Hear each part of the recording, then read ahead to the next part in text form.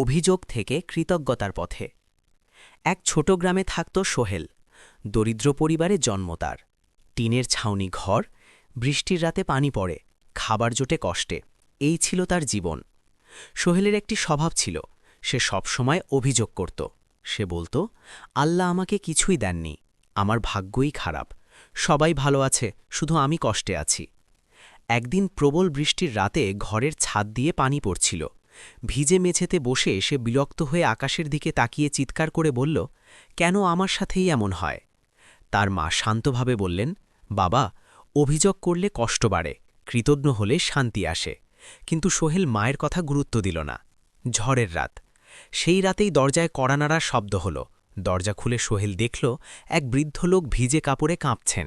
বৃদ্ধ বললেন, বাবা, একটু আশ্রয় পেতে পারি? বাইরে ঝড় খুব। সোহেল বিরক্ত হল। আমরা নিজেরাই কষ্টে আছি। কিন্তু তার মা বললেন, মানুষকে ফিরিয়ে দিও না। বৃদ্ধকে ঘরে বসানো হল। মা শুকনো কাপড় দিলেন, সামান্য ভাত গরম করে খেতে দিলেন। বৃদ্ধ খাওয়ার সময় বললেন, আজ সারাদিন কিছু খাইনি, আল্লাহ তোমাদের মঙ্গল করুন। সোহেল অবাক হয়ে দেখল মানুষটি খাবার পেয়ে চোখে পানি এনে দোয়া পড়ছে। উপলব্ধির মুহূর্ত।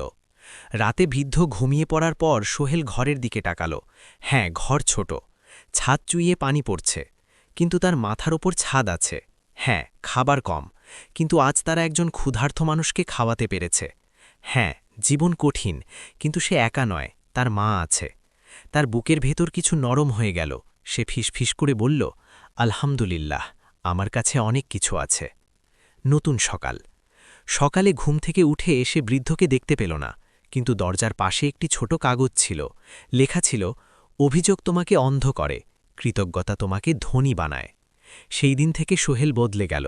সে অভিযোগ করা বন্ধ করল, ছোট জিনিসে আনন্দ খুঁজতে শিখল, পরিশ্রম শুরু করল।